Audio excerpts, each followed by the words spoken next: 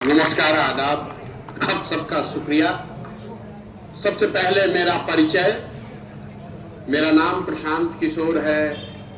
हम वही प्रशांत किशोर हैं जिसने 2014 में नरेंद्र मोदी का अभियान चलाया है। तो आप में से यहाँ बैठे हुए जो सज्जन आप आए हैं, आप में से कोई व्यक्ति या कोई वो व्यक्ति जो समझता है कि भाई जिस आदमी ने नरेंद्र मोदी की मदद की है उससे क्या बात करनी है, उसके साथ क्या चलना है, उस पर क्या भरोसा करना है। अगर वो आपकी सोच है तो वो वाजिब सोच है। आपको हम पर भरोसा नहीं करना चाहिए, हमारे साथ चलने का सोचना भी नहीं चाहिए। लेकिन आप में से जो लोग ये जानते हैं कि 2014 में नरेंद्र मोदी का अभियान हमने चलाया, मोदी जी को हमने बनाया नहीं है, हमने उनके अभियान में कंधा लगाया है। वो बने तो अपनी ताकत से, लेकिन जो लोग ये जानते हैं कि 14 में मैंने मोदी जी की मदद की है, तो आप में से कुछ लोग ये भी जानते होंगे कि 2015 से 2021 के बीच में इस देश में भाजपा, मोदी, शाह जहां कहीं भी हारे हैं, एक दो अपवाद को अगर आप छोड़ दीजिए तो हराने वाला दल, नेता कोई भी हो, उसके पीछे भी इसी प्रशांत किशोर ने कंधा लगाया है। 2015 में बिहार में महागठबंधन, जिसकी चर्चा आज देश में आप लोग करते हैं, महागठबंधन बनाइए, ये शब्द ही पहली बार 2015 में इजाद किया गया, हम लोगों ने लिखा। उससे पहले गठबंधन होता था। पहली बार इनको हराने के लिए महागठबंधन का सफल प्रयोग बिहार में किया गया। उसके बाद 2017 में पंजाब में, 2018 तेलंगाना, 19 आंध्र प्रदेश, 20 महाराष्ट्र, दिल्ली और 2021 में तमिलनाडु और पश्चिम बंगाल, इतने जगहों पर भाजपा के सामने जो दल या गठबंधन लड़ रहे थे, उन सब के साथ हमने काम किया है। हमको काम करने का अवसर मिला है, सब जगह सफलता भी मिली।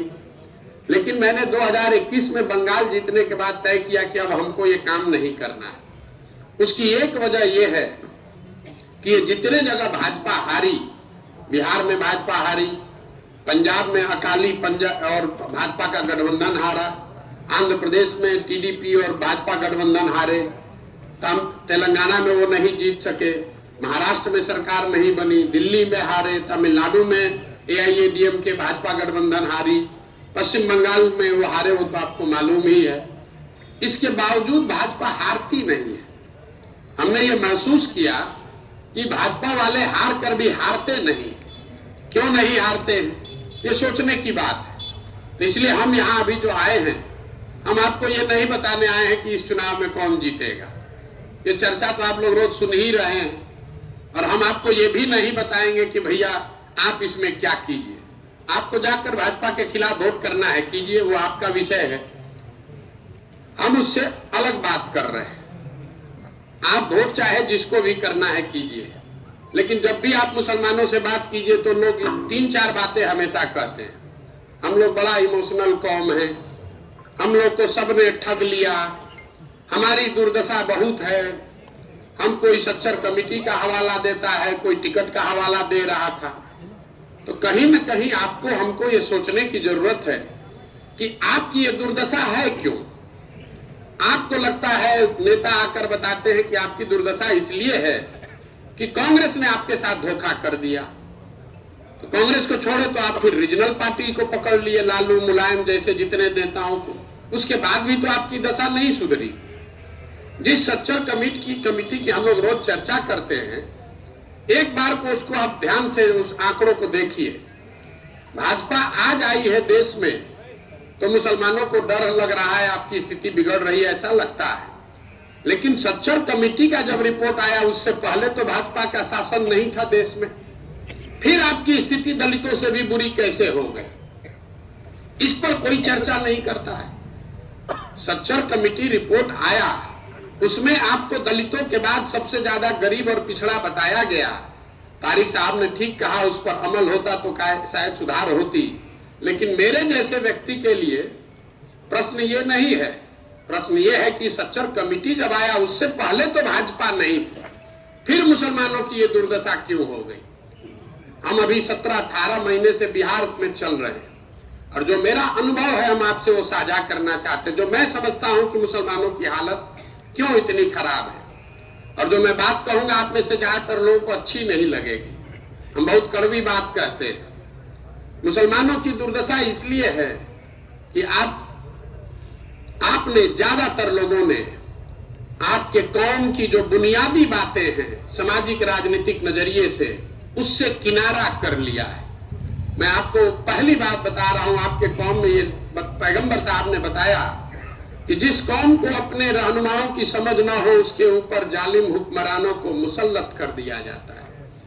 अब इस पंक्ति को आप लिख दीजिए और लिखकर इसको पढ़िए 2 बार। पैगंबर साहब ने कहा कि जिसको अपने रहनुमाओं की समझ ना हो उसके ऊपर जालिम हुक्मरानों को मुसल्लत कर दिया जाता है। तो अगर आज के हुक्मरान आपको जालिम मालूम पड़ते हैं, है नहीं है वो विवाद का विषय हो सकता है, लेकिन अगर आपको लगता है कि आज के हुक्मरान जालिम हैं, तो पैगंबर साहब की कही हुई बात गलत तो हो नहीं सकती है। इसका मतलब है कि कहीं ना कहीं आपसे अपने रहनुमाओं की पहचान करने में गलती हुई है, तभी इस दशा में पहुंचे। जब तक उसको मानिएगा नहीं तब तक आप सुधार कीजिएगा नहीं। मैं आपको बिहार के नजरिए से एक उदाहरण बताऊंगा। अभी 2 महीना पहले तक बिहार को छोड़िए पूरे देश में मुसलमानों को लग रहा था कि नीतीश कुमार शायद वो रहनुमा है जो हम लोग को इस इंडिया गठबंधन खड़ा कर सकता है। अब इस एक उदाहरण को आप देखिए, अभी 2 मिनट में आपके आंख के सामने दिखेगा कि मुसलमानों से गलती कैसे होती है। ये कौन नीतीश कुमार है? ये वो नीतीश कुमार है जो बिहार में 2005 से मुख्यमंत्री है। 2005 से लेकर 2014 तक इस आदमी ने भाजपा के साथ सरकार चलाने के बाद भी मुसलमानों के साथ कोई गलत काम नहीं किया, नहीं होने दिया। बिहार के लोग यहाँ इस बात जानते हैं। लालू जी के शासन के मुकाबले, 15 साल के लालू जी के शासन के मुकाबले नीतीश जी के शासन में पूरे बिहार में थोड़ा ज्यादा सुधार हुआ। उसका फायदा मुसलमानों को भी हुआ। भागलपुर दंगे में जो लोग दोषी पाए गए थे उनको सजा नीतीश के शासन में दिलाई गई। 2010 में जब एनडीए का चुनाव हो रहा था बिहार में, नीतीश कुमार इसी भाजपा के साथ गठबंधन में थे। आप में से कुछ लोगों को याद होगा, उन्होंने मोदी जी को बिहार में घुसने से मना कर दिया था। बड़ा हंगामा हुआ था उस समय। वही नीतीश कुमार जब मोदी जी को प्रधानमंत्री का चेहरा बनाया गया 12-13 में, तो उन्होंने भाजपा से गठबंधन अपना तोड़ लिया, अपनी सरकार दांव पर लगाई और अपने काम और मुसलमानों के भरोसे चुनाव लड़ने गए 2014 का लोकसभा। लेकिन मुसलमानों ने क्या किया बिहार में? जिस दिन आपको नीतीश को अपना रहनुमा बनाना चाहिए था तो आप नीतीश को छोड़कर लालटेन पकड़ लिए। नतीजा क्या हुआ? नीतीश कुमार 14 में पूरी तरह चुनाव हार गए। उस आदमी ने आपके साथ कोई धोखा नहीं किया था। मुसलमान कहता है हमको विकल्प नहीं है। 14 में आपके पास बिहार में विकल्प था। आपके सामने एक व्यक्ति, एक दल था जो आपके साथ रहनुमा बनकर चल सकता था, आपने उसको छोड़ दिया। चलिए वो तो पहली गलती हुई। अब देखिए आगे आप क्या करते हैं। 2015 में वही नीतीश कुमार हम लोग के सलाह पर महागठबंधन बनाए और मुसलमानों की वोट की ताकत पर महागठबंधन जीतकर आया। लेकिन नीतीश कुमार को उसके दिमाग में याद था कि मुसलमानों पर भरोसा नहीं कर सकते, तो जैसे ही पहला मौका मिला आपके पीठ में छुरा घोंप के भाजपा में 17 में भाग गया। जो 17 में नीतीश कुमार भागे, वही नीतीश कुमार सीए एनआरसी में आपके खिलाफ, आपके बच्चों के खिलाफ वोट किया। यहां कम से कम शाहीन बाग के लोगों को याद होना चाहिए। 2 गलती, 17 में आपके वोट से जीतने के बाद जाके भाजपा में शामिल हुए, फिर सीए एनआरसी पर आपके खिलाफ वोट किया। लेकिन जैसे पलट के आ गए महागठबंधन में, तो सारे मुसलमानों को लग रहा है कि यही अब नया रहनुमा है। क्या हुआ नतीजा? फिर भाग गया। तो जब रहनुमा उसको बनाना चाहिए था तब आपने उसका हाथ पकड़ा नहीं। जब नीतीश कुमार जैसे लीडर को आप रहनुमा बना सकते थे, उसको आप अपना, उसके साथ चलने का रास्ता आप खोज सकते थे, तब आपने नीतीश कुमार को रहनुमा नहीं बनाया। और जब आपको मालूम है कि ये आदमी 2 बार धोखा देकर गया है, तब आप उसमें रहनुमा देख रहे हैं। ये बात ही तो पैगंबर साहब ने आपको बताई है कि अगर रहनुमाओं की चुनाव गलत करोगे तो आपके ऊपर, ये तो भला हो ऊपर वाले का कि नीतीश कुमार पहले भागे, वरना सारे मुसलमानों का वोट लेकर भागता और आप लोग फिर हाथ मलते करे भैया फिर ठग लिया हमको। हम 7 महीने से घूम घूम के कह रहे हैं कि नीतीश कुमार भागेगा पीछे, लोग मानने को नहीं तैयार हैं। मुसलमानों की समझ ऐसी है कि आप मानने ही को नहीं तैयार हैं।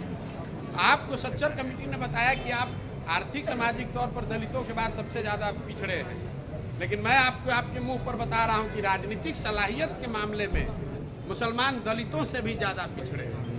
आप सुनने क्यों नहीं तैयार? अब आपने ताली बजाई, देखिए अपने पर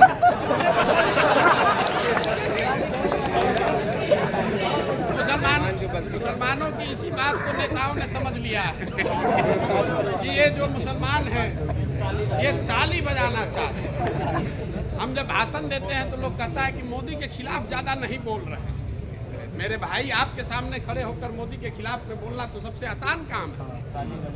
आप ताली बजाइएगा, आपको लगेगा प्रशांत किशोर नया रहनुमा आ गया, यही मोदी को हराएगा। लोगों को मालूम है वहाँ जाओ मोदी के खिलाफ बोलो, सब मुसलमान खुश हो जाएगा। उससे आपका कोई फायदा होने वाला नहीं। ताली बजाकर अगर चुनाव जीतना होता तो आपने इतनी ताली बजा ली। मैं अब गंभीर मुद्दे पर आप आइए कि गलती कहाँ हो रही है। गलती आपसे हो रही है आपके रहनुमाओं को के पहचानने में। और वो रहनुमा कोई कांग्रेस नहीं है, लालू अच्छे हैं या नीतीश अच्छे, वो बात नहीं है। जब प्रशांत किशोर आ गया अब ये रहनुमा है, ऐसी बात नहीं है। वो रहनुमा तब आपको मिलेगा जब आप अपने बीच से वो रहनुमा पैदा करो। 20 करोड़ की आबादी वाला आदमी रहनुमा बाहर खोज रहा है। क्यों खोज रहा है अब हम आपको वो बता रहे हैं। आपको आपके पैगंबर साहब ने कहा कि बिना जद्दोजहद के जीवन में कुछ हासिल नहीं हो सकता है। मुसलमानों ने सामाजिक राजनीतिक तौर पर जद्दोजहद करना ही छोड़ दिया। 5 बरस बैठ के आप यही गणना कर रहे हैं कि कौन यहाँ पर भाजपा को हराएगा। काम कुछ नहीं कर रहे। मुसलमानों को चिंता बहुत है, चिंतन नहीं है। चिंता है घर में बैठ के। इस बार देश का माहौल बहुत गड़बड़ा रहा है, क्या किया जाए, कैसे भाजपा हारेगी। अपने पिछले 5 वर्ष में किया क्या उसके लिए। इस आशा में बैठे रहे कि राहुल गांधी करिश्मेटिक हो जाए, ममता बनर्जी बंगाल वाला करिश्मा पूरे देश में कर दे, कोई तेजस्वी यादव लालू यादव फिर से समीकरण बना दे, कोई प्रशांत किशोर मदद करके इंडिया को जिता दे। आपने अपने आप पर भरोसा नहीं किया, कभी ये नहीं कहा कि नहीं हम प्रयास करते हैं। इसीलिए पूरे कौम में, तारिक साहब यहाँ बैठे हुए हैं, लेकिन पूरे कौम में 20 करोड़ की आबादी में पूरे देश में एक भी लीडर मुसलमान का नहीं बचा है, एक भी नहीं बचा। क्यों नहीं बचा? आप कह रहे हैं कि भैया हम किसके साथ हम चले, किसके साथ चले। अब आप प्रशांत किशोर में रहनुमा ढूंढने लगे, फिर ठगाइएगा, हमारे साथ चलिएगा, हम भी आपको ठगेंगे। क्यों नहीं ठगेंगे जब आप प्रयास करने को नहीं तैयार हैं। मुसलमानों ने जद्दोजहद करना छोड़ दिया। अगर ये बात होती कि बिना जद्दोजहद के आपको सफलता मिल सकती है तो पैगंबर साहब ने आपको लिखा होता कि भाई 5 साल 10 साल इत्मीनान से बैठो, मौके की तलाश में बैठो, जब मौका मिले तब प्रयास करो। ऐसा उन्होंने नहीं लिखा। उन्होंने कहा कि ईमानदारी से जद्दोजहद करोगे तभी सफलता मिलेगी। आप सब यहाँ मुसलमान भाई बैठे हैं, सारे मुसलमान कहते हैं भैया हम लोग अल्लाह को छोड़कर किसी से नहीं डरते। और मैं आपके मुंह पे कह रहा हूं कि आपसे ज़्यादा डरी हुई कौम मैंने देखी ही नहीं। पूरे देश में मुसलमानों से ज़्यादा डरा हुआ है ही। बजाइए, आपसे डरा हुआ कौम कोई है ही नहीं। यहाँ बैठा हुआ जितने लोग बैठे हुए हैं, मैं दावे के साथ कह रहा हूँ, कोई ये नहीं सोच रहा है कि ये सीट हम जीतेंगे कैसे। सब यही सोच रहे हैं भाजपा को हराएंगे कैसे। आप में से अगर किसी के दिमाग में ये बात आई हो कि ये नई दिल्ली चांदनी चौक कैसे इस बार हम लोग जीतेंगे, कोई नहीं सोच रहा है। कटिहार में भी आदमी जहाँ 50% मुसलमान है नहीं सोच रहा हम कैसे जीतेंगे। सब लोग घर में बैठ के यही सोच रहा है भाजपा को हराएंगे कैसे। ये मस्तिष्क में आपके डर इतना घुस गया है भाजपा का कि भाजपा का डर दिखाकर जो चाहे आपका वोट लेकर चला जाए। आप 5 साल बैठे रहते हैं, चुनाव के समय में आपको दिखता है कौन आदमी है जो भाजपा को हराएगा। तो जिस कांग्रेस को आपने खुद कहा कि इस पर भरोसा नहीं कर सकते हैं, अब आप उसी के भरोसे चल रहे हैं। जिस लालू यादव से आप ठगे गए, फिर लालू यादव को ही वोट दीजिएगा, कहिएगा हमारे पास विकल्प नहीं है। मेरे भाई, विकल्प नहीं है तो विकल्प बनाइए। और विकल्प बनाने का मतलब पार्टी बनाना नहीं है। विकल्प बनाने का मतलब है राजनीतिक सलाहियत समाज में पैदा करना। जिन लोगों ने भी भाजपा को बनाया है, वो भाजपा की ताकत क्या है? आपको लग रहा है कि मोदी शाह है। आज से 15 साल पहले आपको आडवाणी और वाजपेयी भाजपा की ताकत दिखते थे। आज से 15 बरस के बाद आपको योगी में भाजपा का ताकत दिखेगा। आप भूल कर रहे हैं। भाजपा की ताकत मोदी शाह नहीं है। भाजपा की ताकत कोई योगी नहीं है, कोई वाजपेयी आडवाणी। अगर वाजपेयी और आडवाणी होते तब तो आज भाजपा खत्म हो गई होती। आडवाणी वाजपेयी तो बचे नहीं। भाजपा की अगर जब तक आपका जिससे लड़ाई है उसकी ताकत को नहीं समझिएगा, आप जीत ही नहीं सकते। भाजपा की ताकत है संघ, आरएसएस, जो एक विचारधारा आधारित व्यवस्था है। वो किसी जाति के समीकरण MY समीकरण से नहीं बना है, किसी एक चुनाव को जीतने के नज़रिए से नहीं बना है, पटना के गांधी मैदान में रैली करके नहीं बना है। वो एक ऐसी व्यवस्था है जिसको उस विचारधारा के मानने वाले लोगों में 60-70 साल तक 3-4 पीढ़ियों में जद्दोजहद करके अपना पसीना बहाकर वो बनाया है। उनकी मर्जी है, वो चाहे तो जनसंघ बना दे। उसी जनसंघ को उन्होंने बीजेपी कहा तो बीजेपी हो गया। उन्होंने वाजपेयी आडवाणी के सर पे हाथ रखा तो वो लीडर है। आज मोदी और शाह के सर पे हाथ रखा तो वो लीडर है। कल जिसके सर पे हाथ रखेंगे वही लीडर बन जाएगा। तो जब तक आप संघ से किस मुकाबले का एफर्ट नहीं डालेंगे, तब तक आपको बड़ी राजनीतिक सफलता मिलने वाली नहीं है। इस बात को आप गांठ बांध लीजिए। आप सोच रहे हैं कि आप इसका जीता जागता उदाहरण देखिए। नॉर्थ इंडिया में, यूपी बिहार में, जहां से भाजपा की सबसे बड़ी ताकत है, चुनावी ताकत, यही यूपी बिहार में MY समीकरण से आप लोग चुनाव जीतते थे। मुलायम सिंह यादव, लालू यादव, इतने बड़े लीडर, ये लोग भाजपा को कभी जीतने नहीं देंगे, ये लोग हरा देंगे। कांसी राम जी, मुलायम सिंह यादव, लालू यादव, ये लोग हराते थे भाजपा को। आज क्यों नहीं हरा पा रहे? कुछ लोगों ने कहा यादव जी लोग नहीं दे रहे हैं, ये गलत बात है। भाई, जितनी संख्या में यादव मुसलमान आज से 20 साल पहले था यूपी बिहार में, उतनी संख्या में यादव मुसलमान आज भी है। तो आप जीत क्यों नहीं रहे? आप बिहार का आंकड़ा देख लीजिए। बिहार झारखंड जब एक था, इसी MY समीकरण से लालू यादव 54 में 51 MP जीते हुए थे। 54 में 51 सांसद MY समीकरण से। आज उसी बिहार झारखंड में MY समीकरण में भाजपा और भाजपा के गठबंधन वाले 51 सांसद जीते हुए हैं।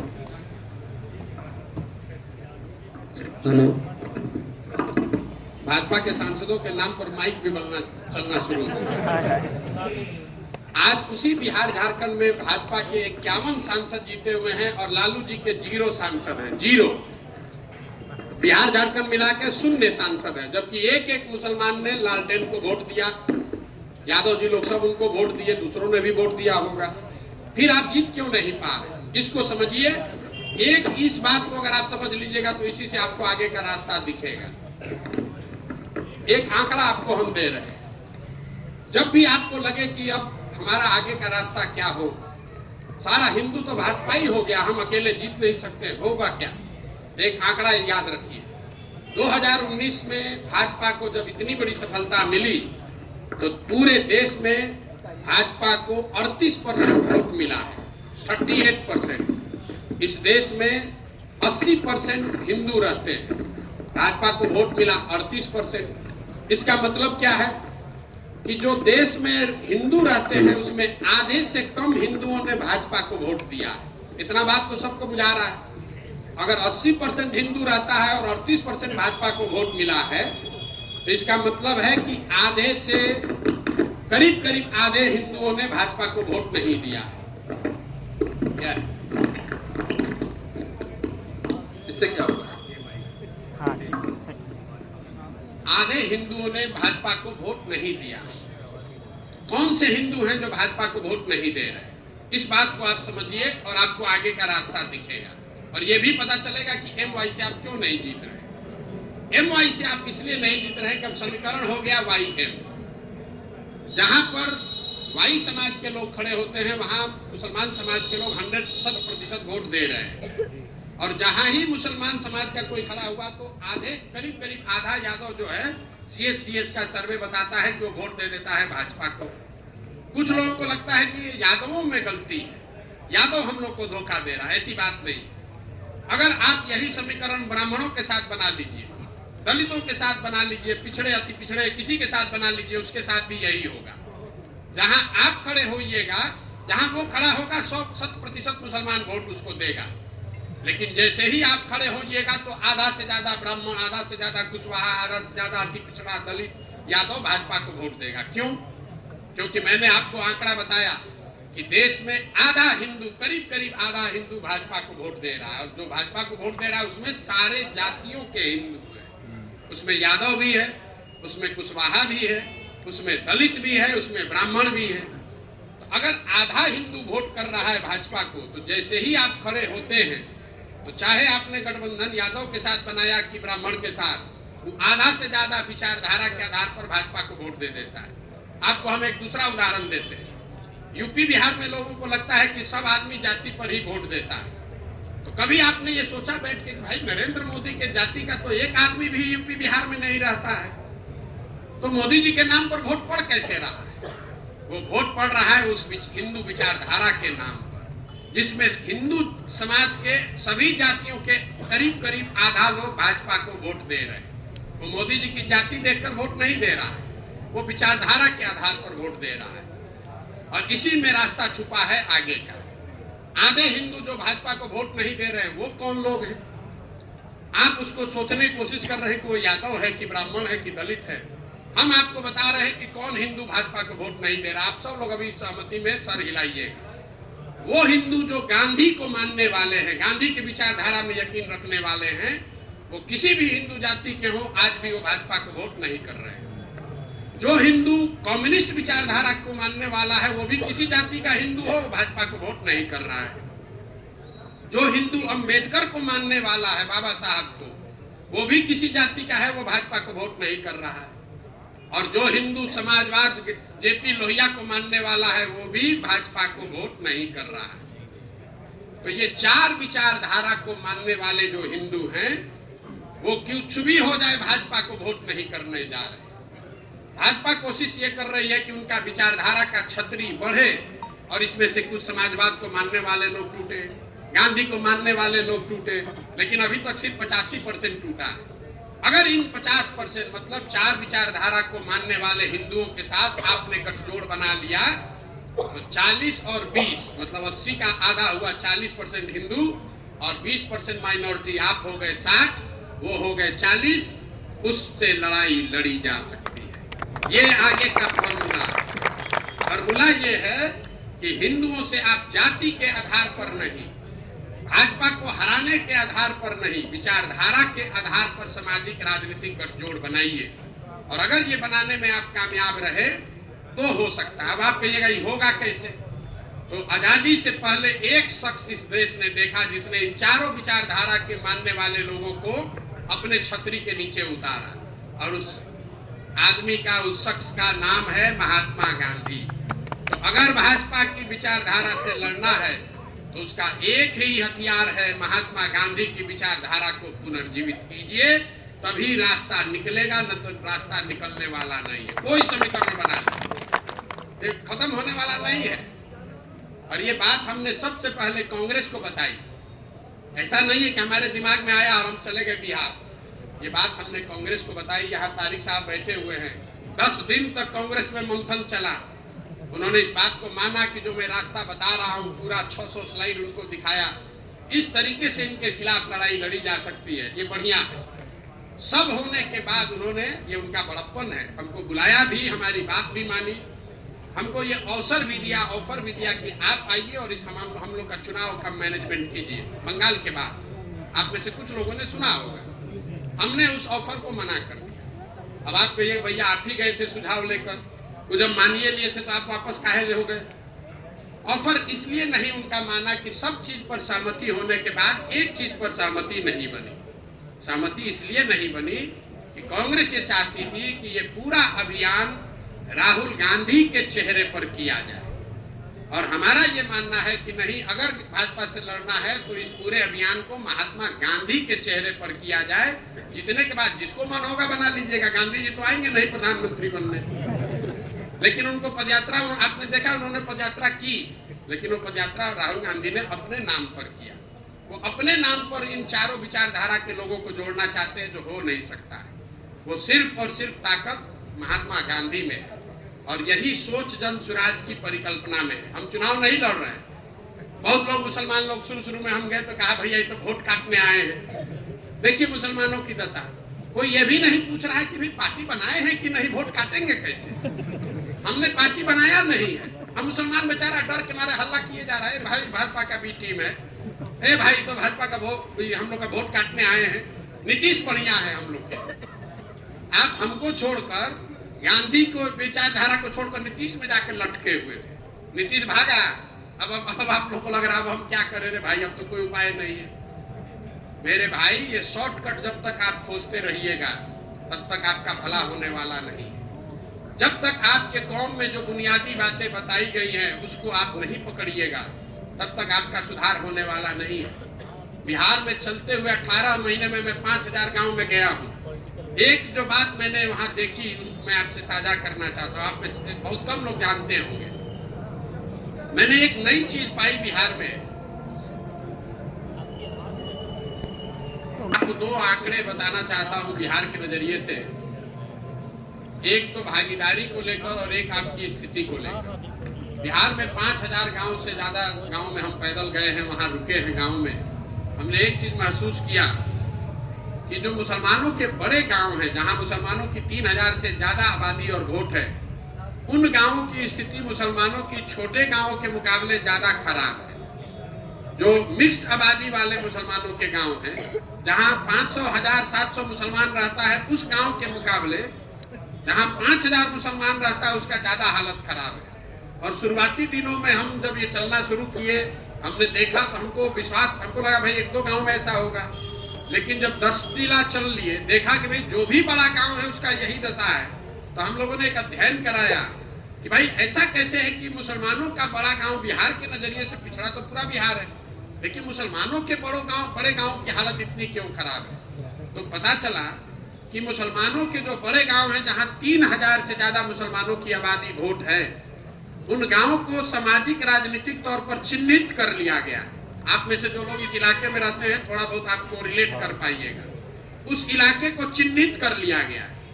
जब वहां से जदयू का या भाजपा का कोई विधायक जीत कर जाता है तो लोग बताते हैं कि 5-5 बरस लौट के आता ही नहीं है। उसको मालूम है कि यही वो गांव है जहां से हमारे खिलाफ 3000, 4000 वोट मिला था। तो थाने को भी कहता है यहाँ जाके लोगों को परेशान करो। सड़क नहीं बनने देता है, काम नहीं होने देता है, कोई काम नहीं होता है। और जब वहीं से आरजेडी जीत कर आ जाती है तो आरजेडी वाले को भी मालूम है कि भैया 5000 वोट तो अपना जेब में है ही, कहाँ जाएगा, जो पैसा आया तो दूसरे हिंदू के गांव में लगाओ। इसीलिए यहाँ खड़े होकर हम आपको बता सकते हैं, कोई किताब और रिपोर्ट देखने की जरूरत नहीं है। पश्चिम चंपारण से आप शुरू कीजिए। पश्चिम चंपारण में सबसे पिछड़ा प्रखंड कौन है? ब्लॉक मझौलिया, जहाँ 1 लाख मुसलमान है। पूर्वी चंपारण में सबसे पिछड़ा प्रखंड कौन है? आदापुर, जो सबसे ज्यादा मुसलमानों की आबादी वाला गांव।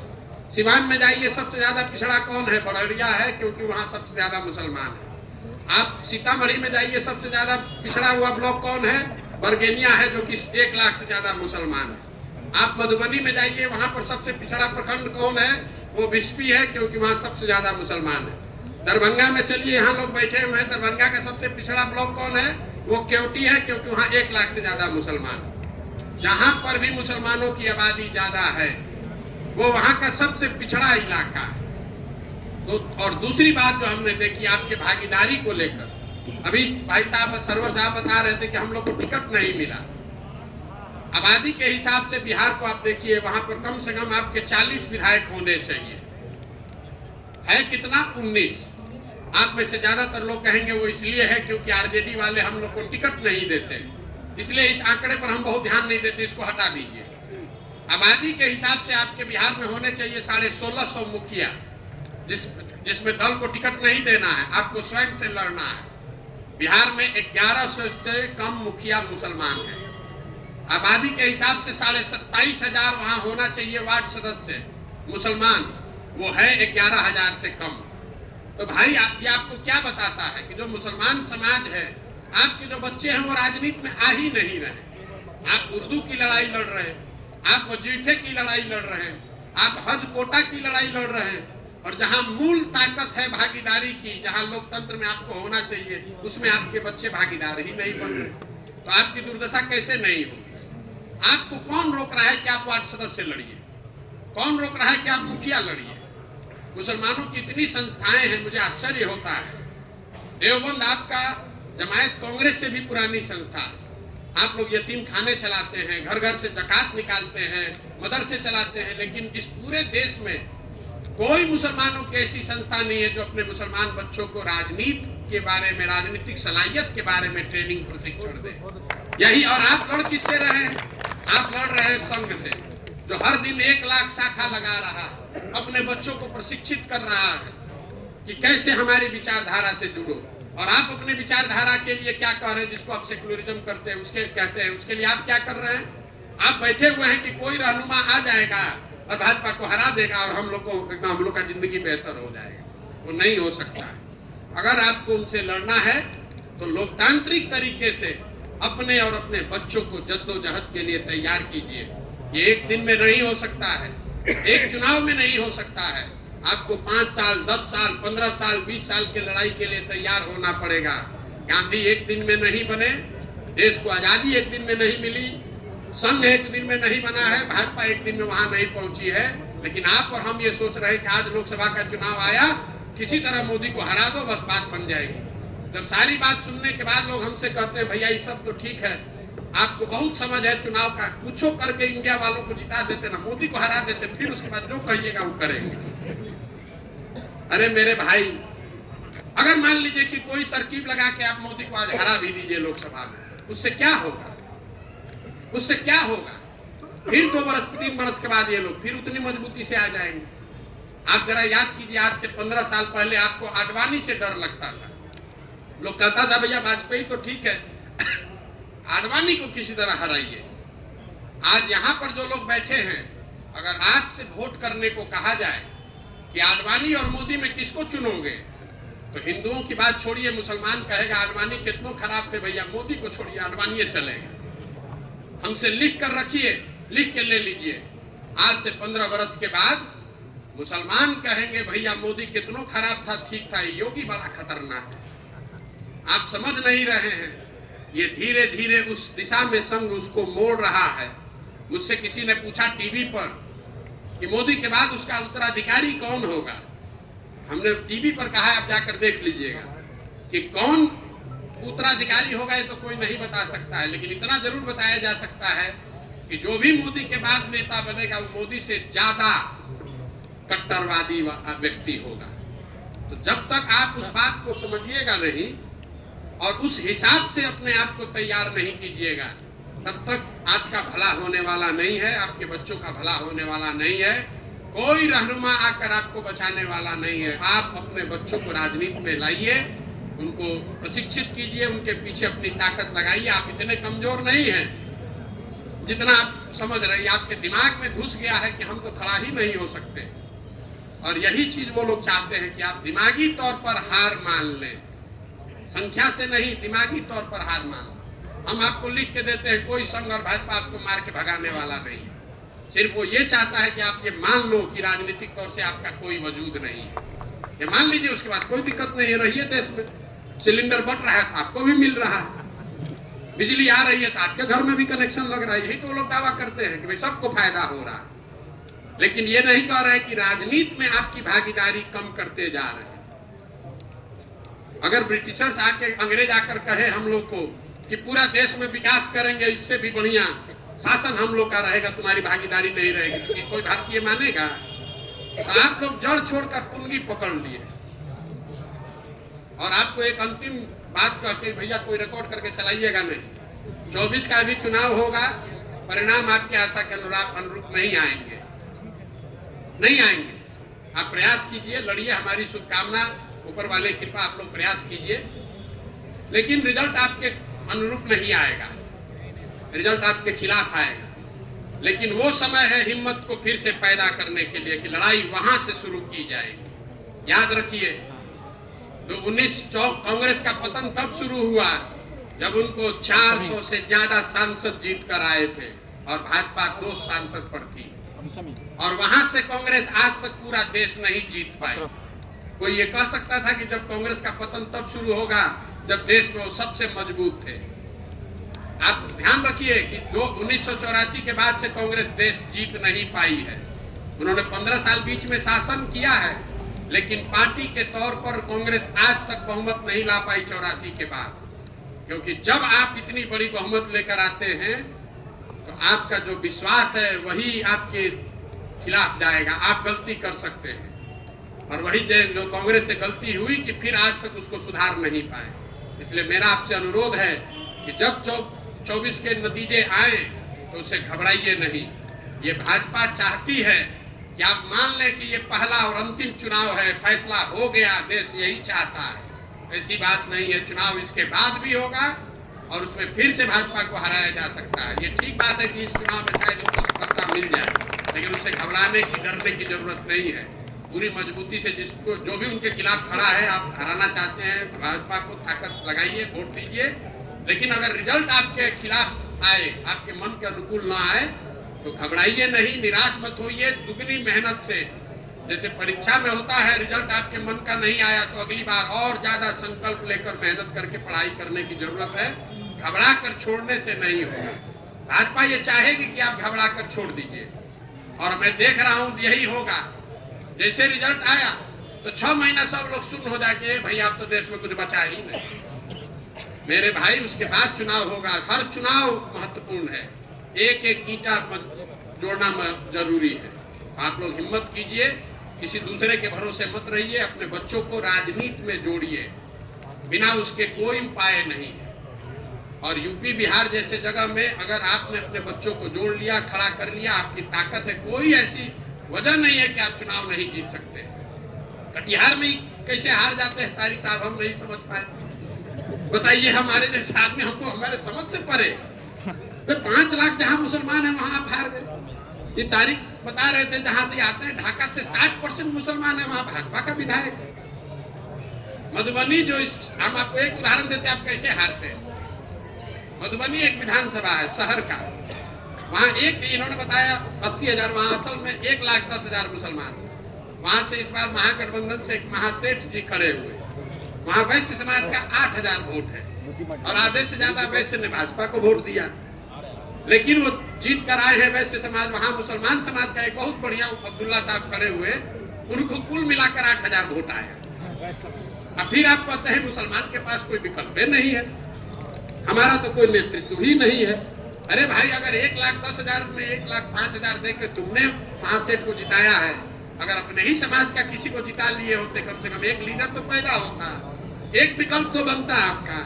लेकिन आपको तो करना नहीं है, आपको करना नहीं है, इसीलिए आपकी दुर्दशा हो रही है। तो जगिए, सजग होइए, घबराइए नहीं, डरिए मत। और ये भाजपा को हराना है का फितूर दिमाग से निकाल दीजिए, आधी समस्या तो इसी से खत्म हो जाएगी। भाजपा को हराना है, इस बात को हटाकर लिखिए कि हमको अपना जीतना है। आप जीतिए। भाजपा को हराने का सबसे अच्छा तरीका है कि आप जीतिए। आप जब जीतिएगा, भाजपा अपने आप हार जाएगी। लेकिन ये सोच का फर्क है।